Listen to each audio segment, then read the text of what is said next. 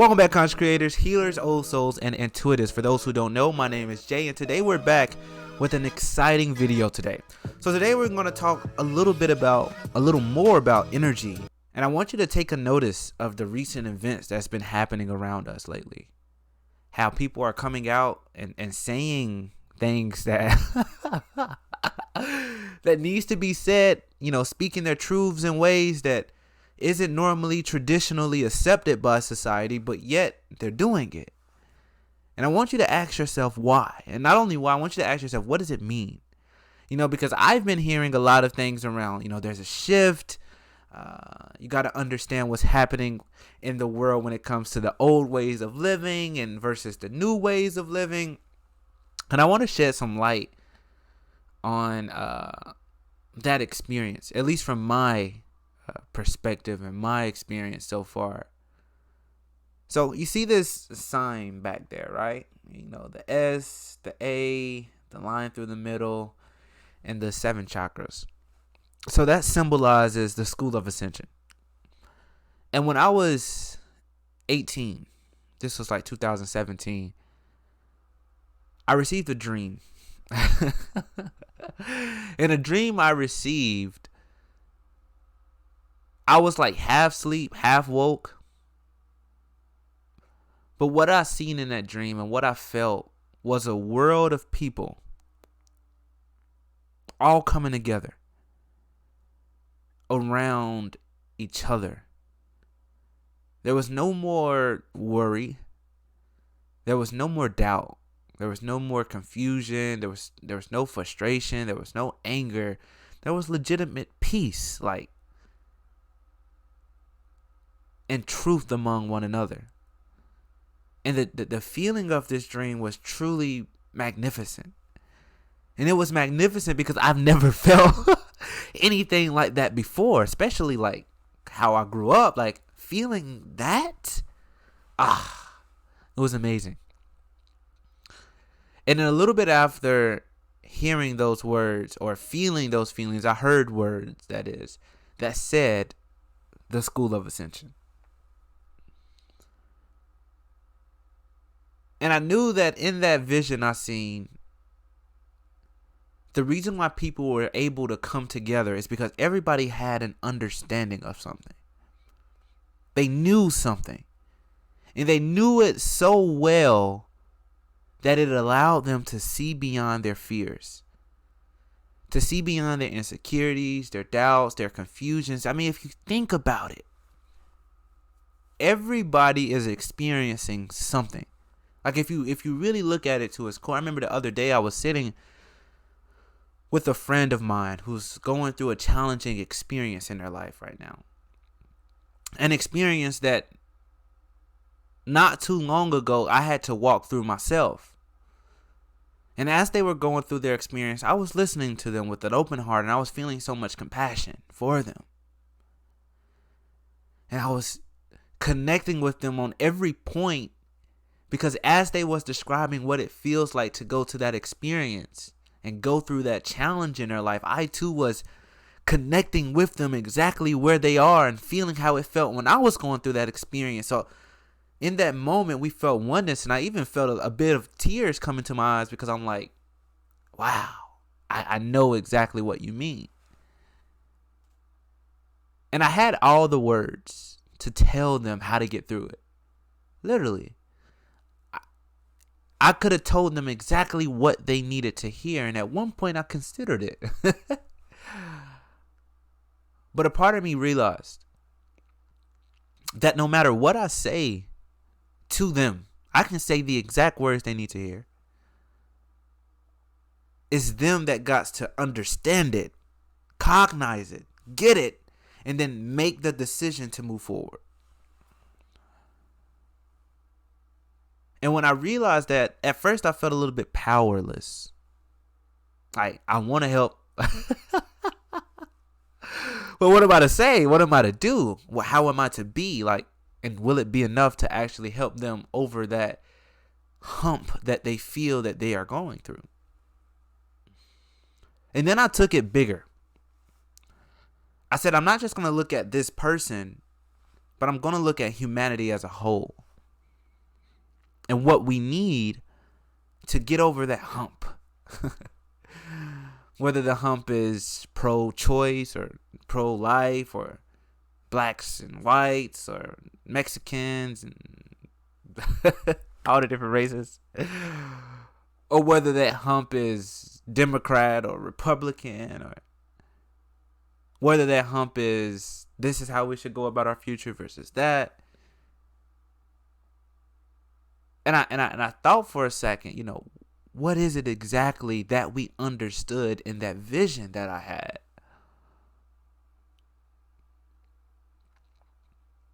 That brought us to that oneness.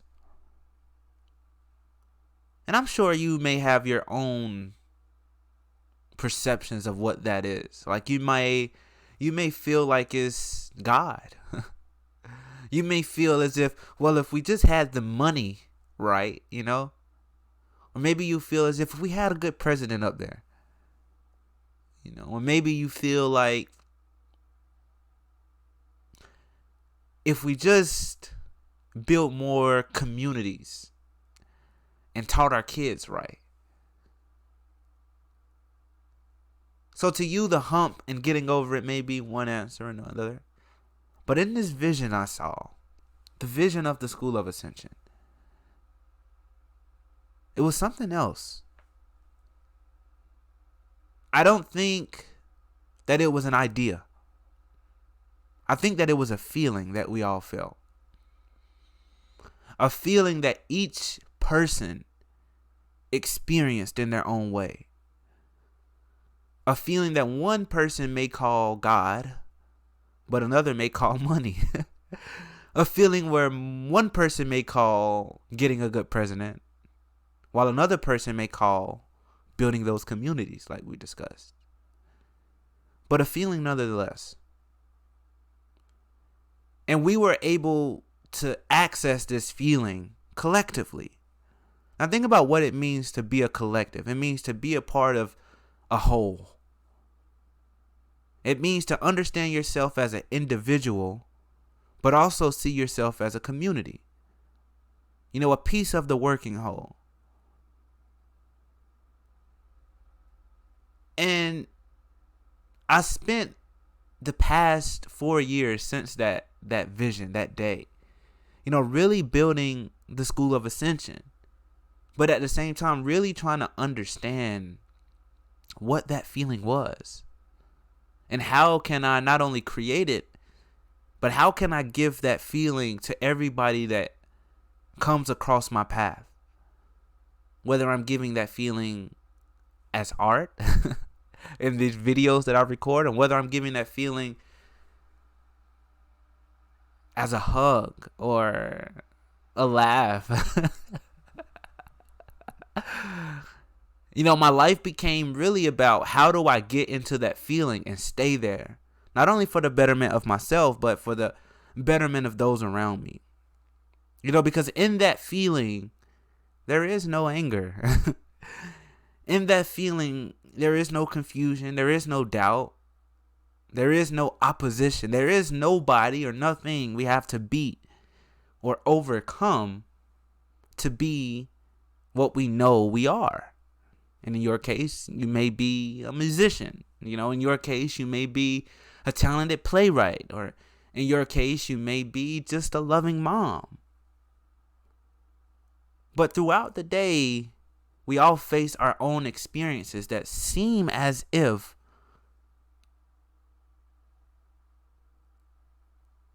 what we are experiencing is directly opposing who we know we are.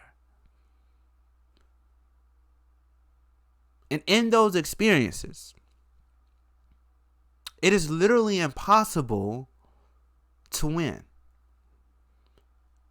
Because when you are feeling like you are up against something that is challenging who you are, the more you try to fight that something, the more you take your attention off of who you are. And the more you put your attention on who you are, the more you feel like you gotta push away that something. So the question is not, what must we overcome as humanity? What must we put aside? What must we focus our attention on battling next? But the question of humanity comes, how do we bring these two things together? How can I be myself, be all that I know I am, while also allowing you to be all that I know you are? How can I be a loving mom in front of a rapist? How can I be a rich man in a broke neighborhood? How can I be a creative playwright but I've never seen a stage? How can I be the smartest person in the room but have none of the right answers? You see, fundamentally, both of those experiences oppose each other. And I want you to realize that anytime you feel feelings of anger, frustration, doubt, worry, confusion, all of those feelings are just you pushing up against something, trying to overcome something, trying to battle something, trying to win something. Whether it's the presidents trying to win with each other, with the debates that they have so often, whether it's the news promoting whatever they promote, or whether it's just talks and conversations of how we can make the world better, the question becomes, how can we focus on making the world better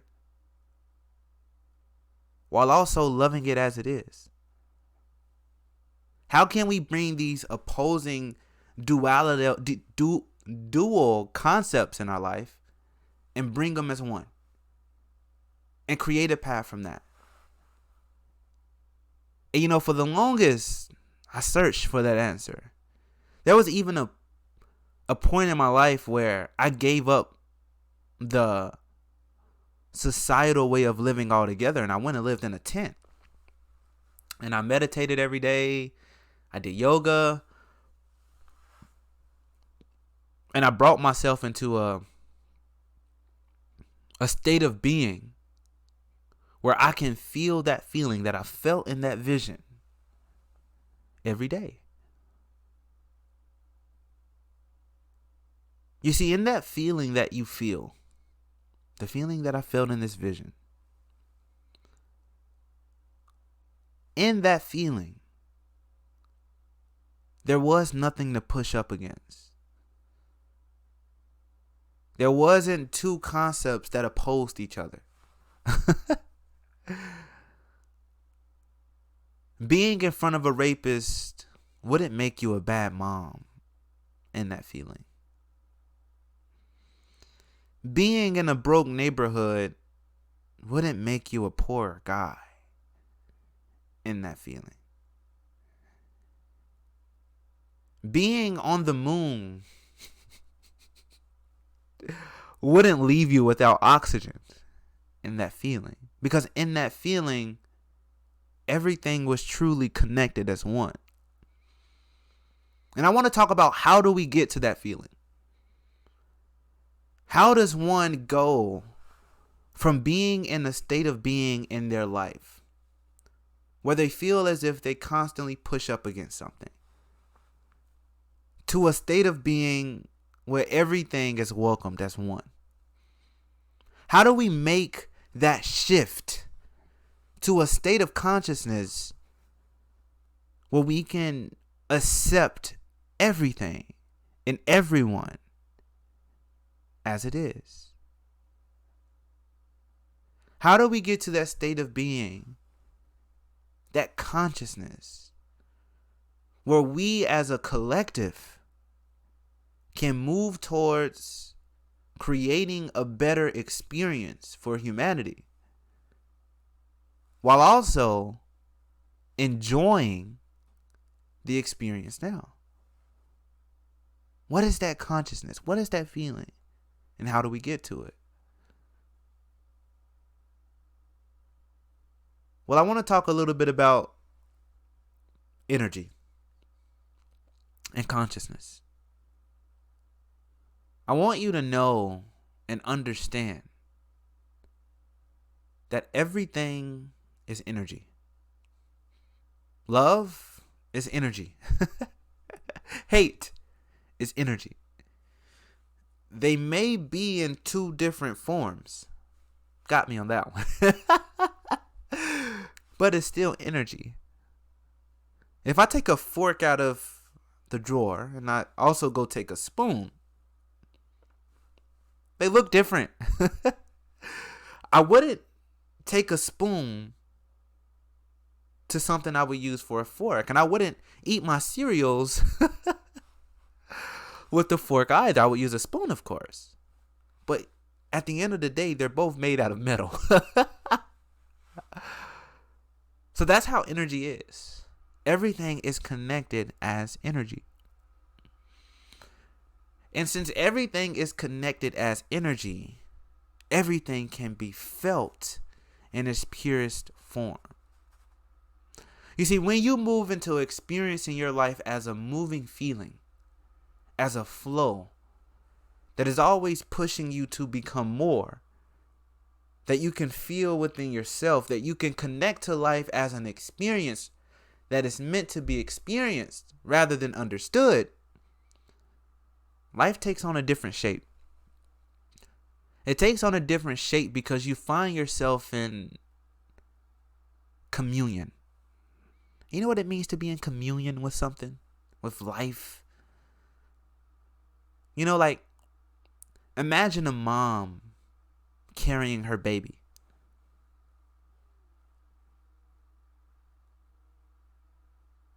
How do you think it is for the baby?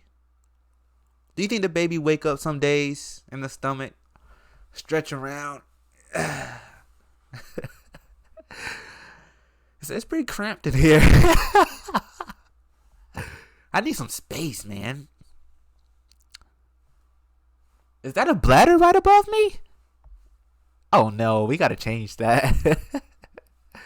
Do you think the baby find it uncomfortable and is ready to get out?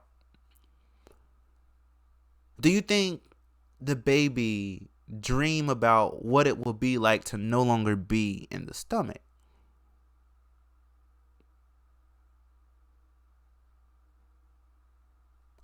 I would argue that it doesn't.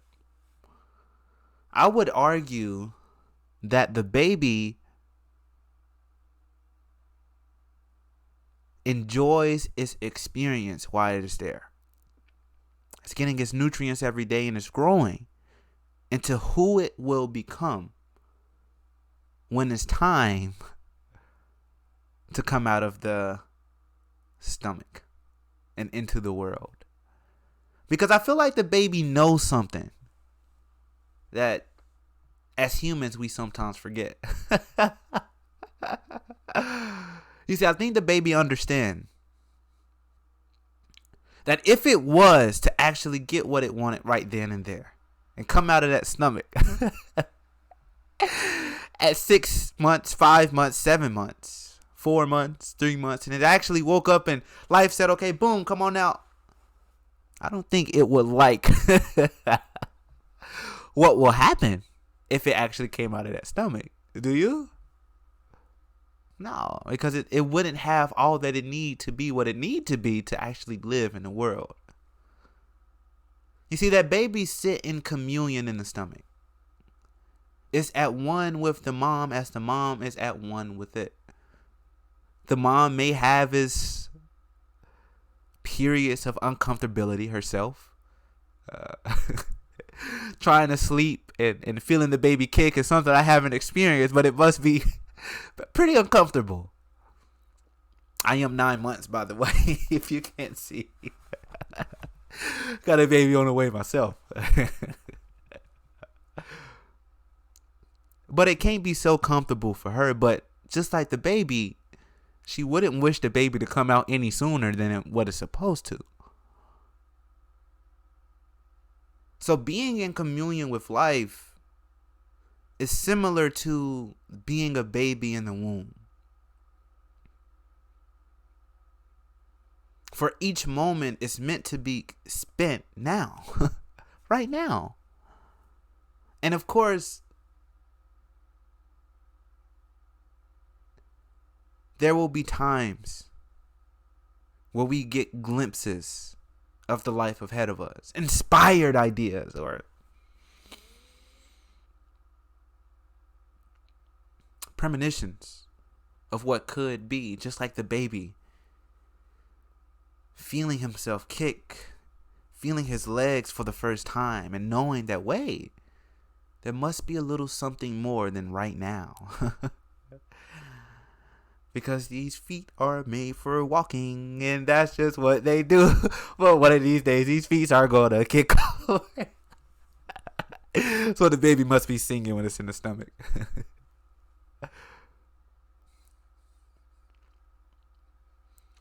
So, getting into that feeling that we described earlier is a lot like knowing that the time for that place, for that time right there that we're all feeling the need to be at is coming. But it's also about learning to come back into the present moment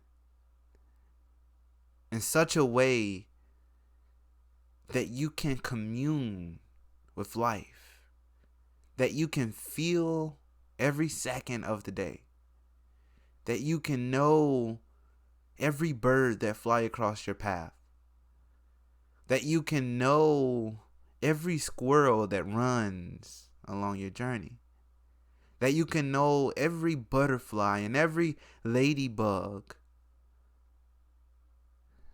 that comes near you, so that you can know every person that comes around you, so that you can know everything. You can know life intimately. This is the feeling that we're moving to. This knowing, this truth, this peace. This is where we're going. This is what that is. And to get there, it's a lot of letting go. I think the fear of letting go and trusting something bigger than ourselves lies in the uncertainty of the unknown. Because if I'm walking down the street and I'm going home after a long day of work, and then I notice that the street that I normally walk down is closed. Big closed sign that's up. And there's a detour to the right. And I turn and I look down the detour. And the detour says, walk this way. And I look. And the way they're asking me to walk is pitch black. And it's already at nighttime. Woo-hoo-hoo. I don't know if your boy can do that. I'm certainly going to look. Like, I'll consider it. Like, I'll give it the thought that it needs. But it'll take a second for me to actually start that journey sometimes. So I can definitely understand the hesitation and the uncertainty. But what if you start down that sidewalk? And as you start to go down that path, you start to hear a violin.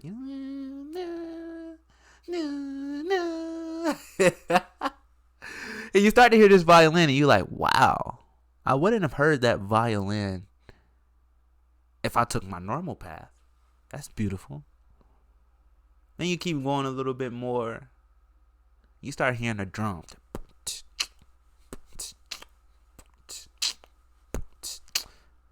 And you're like, oh, that's a nice beat right there. Right? And you start going a little bit more.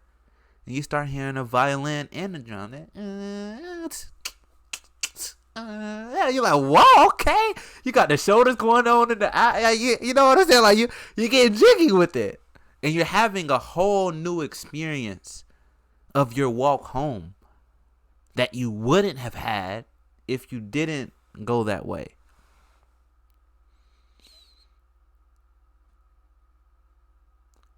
And I feel like that's a lot of like how life is. Especially when you get into that feeling.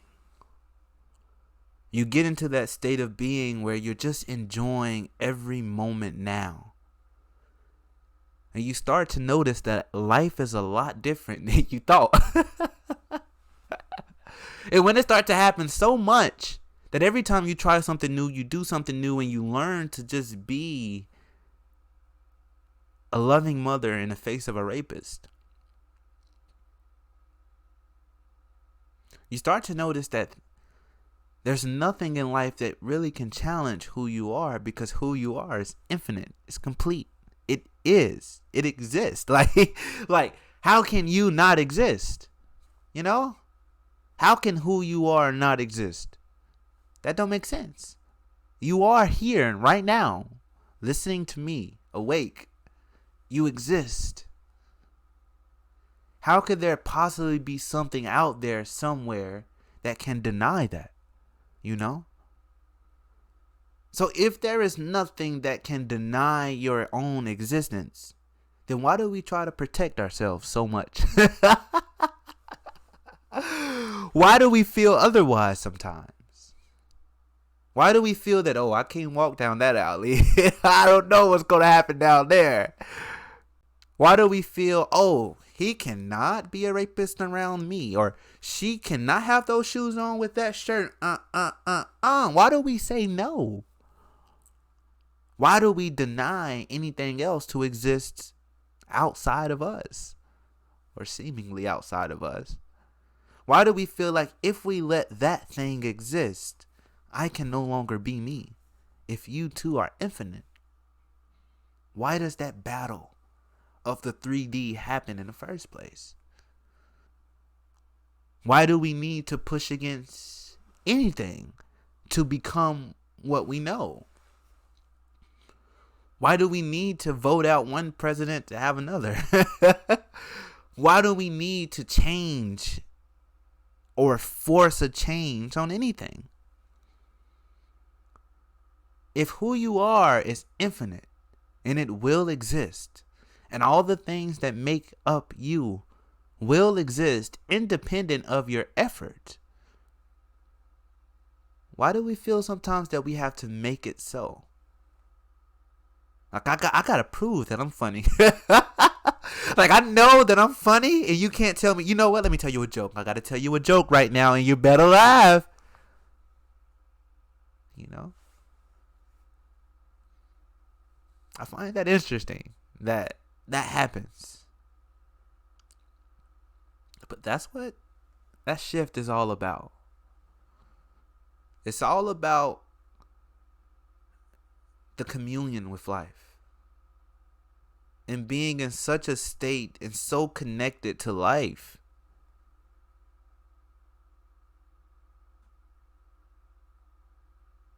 that you're no longer pulled, distracted, confused, angry, frustrated, heartbroken, doubtful, worried, anxious, or outside of your own self pushing against something else.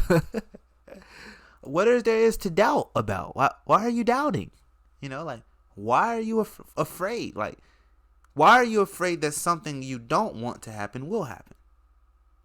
Why are you confused and feeling like you don't know what you need to know to be yourself if who you are is always there, just waiting on you to realize that? Like, when will we as a collective stop playing the hide and seek game? Do you know what I mean when I say the hide and seek game? I made a video about this before.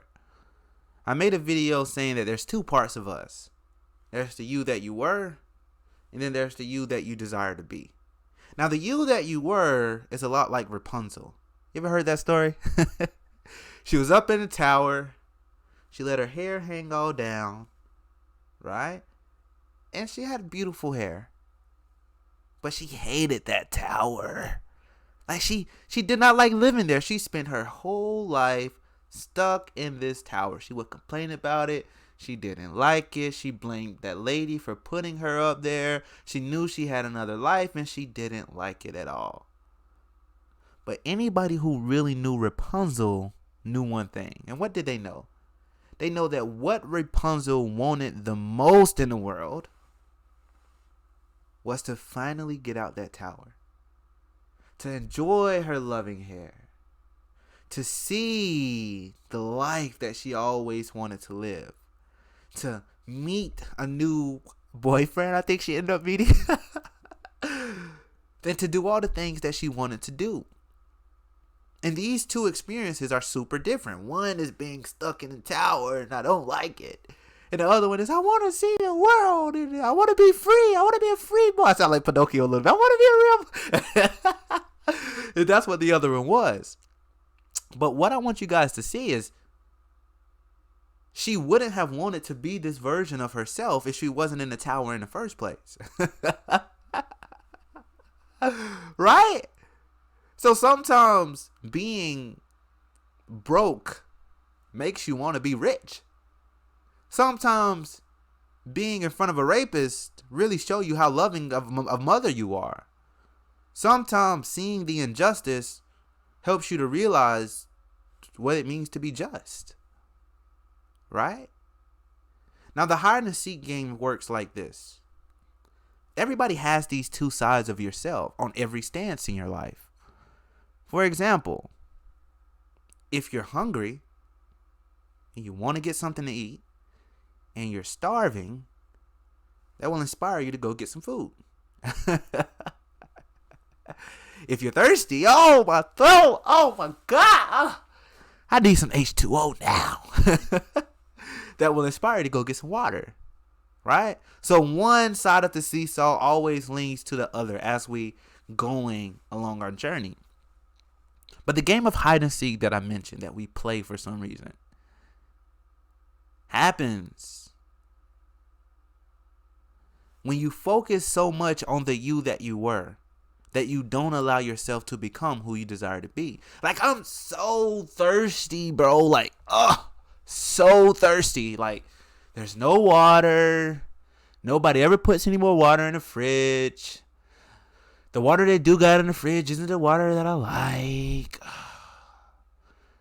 Where do they keep the Fiji water? Like, that's the water that I want. Like, it's like a desert around here. Oh my God.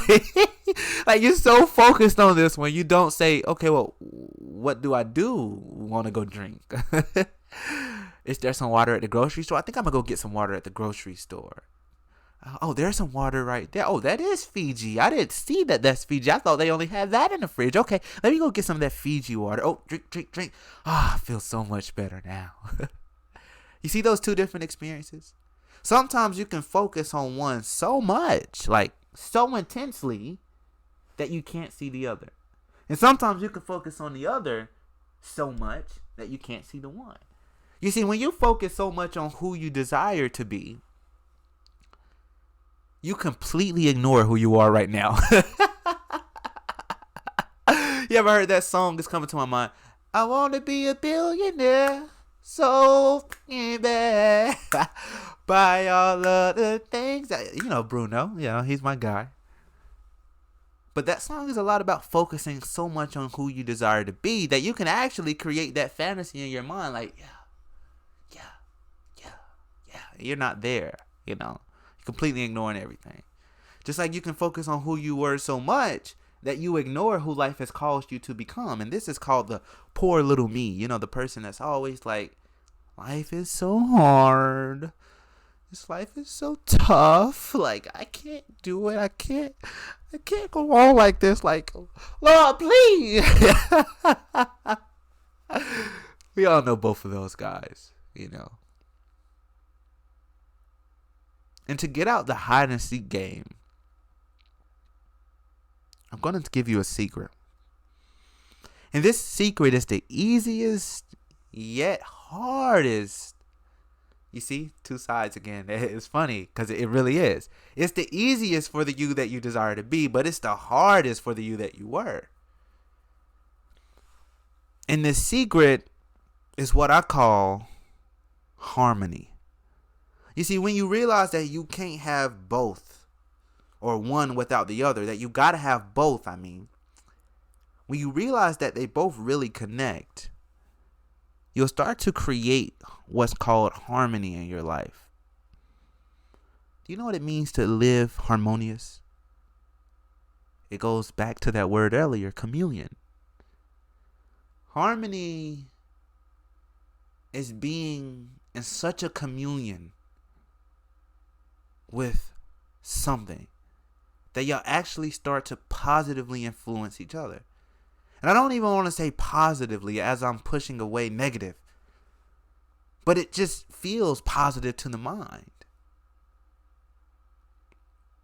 Harmony can be described as how two things come together to create a third one, and how all three influence each other. Like how a mom meets a dad and have a kid, and how the kid is raised by the parents, and how the kid influenced the parents and the parents influenced the kid. Harmonious is how all these things come together as one. So how do we create this harmonious communion in our life? How do we do it? What must we do to feel that? Or the deeper question is, how do I be in the presence of the me that I was, but also feel the inspiration to become who I desire to be? How do I be a loving mother in the face of a rapist? How do I be a Republican in the face of a Democrat? How do I be a Christian in the face of a Muslim? How do I be pro-choice in the face of pro-life? It goes back to that. How do we take these two opposing concepts and make them as one? Hasn't it always come back to that? I'll give you a secret. It's harmony. You have to be in such a communion with your life that you are okay being the you that you were, because you know that it will naturally lead you into the you that you desire to be. And you're not so attached to the you that you desire to be because you know that you'll have to visit the you that you were in order to see who you desire to be again. It's like it's like going over your girlfriend's house and you're a teenager and you really want to see her, but you got to meet her dad too. You got to see her family, pet the dog a little bit, and then you can go see her. You know what I'm saying? So it's okay to want to be who you want to be. It's okay to be pro-choice or pro-life. It's okay to be a true Republican or a true Democrat. It's okay to be a loving mother in the face of a rapist. It's okay to be that loving mother. It's okay to be those things. But it's also okay that you have to meet the dad first. But it's also okay that you have to meet the family first. Which means it's also okay to be in front of someone who isn't what you are. Because how else would you know that you're you? How else would you know that you are love if you have never seen hate? How else would you know that you are good if you've never seen bad? How else would you know that you want to be out of that tower like Rapunzel if you've never been in it? How?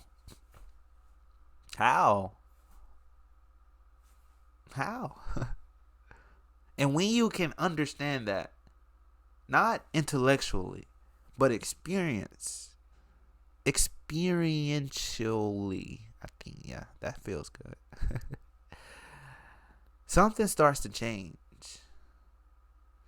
as you start to see what it feels like to go from anger to happiness naturally without your doing something. Imagine being super angry, like you want to go choke a tree. You could choke a tree that bad. Like, you know how mad you got to be to choke a tree? Imagine being that mad. And instead of going to choke that tree, you sit down and you meditate. And you mad in your meditation. It goes like, oh, I can't believe did he just say that to me? Oh no, oh my God. And then for some reason, it just go down and down and down, and your hands just unball. And then you start to say, well, it was kind of funny how he said that. I ain't gonna lie, it's funny how he did that. And then you start to say, wait a sec. Oh, Cheryl did come. Oh, that's funny. Yeah, that did happen too. And then you start to say, I don't think it was that bad after all. Then you start to say, well, actually, to be honest, I kind of like it over there. Oh, I kind of actually prefer it that way.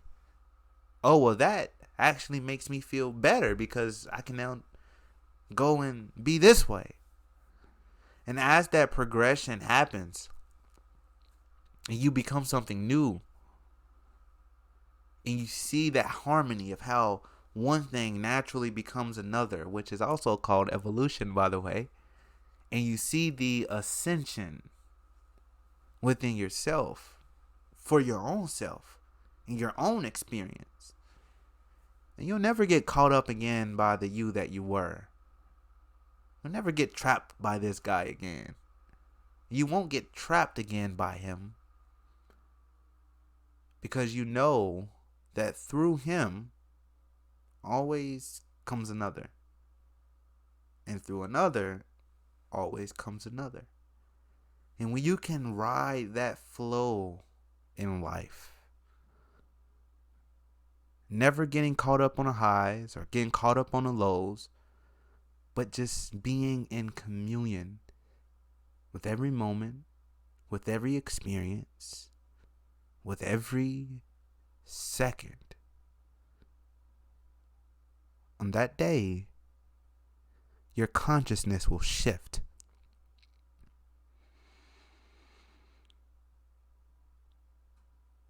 On that day, you will realize yourself.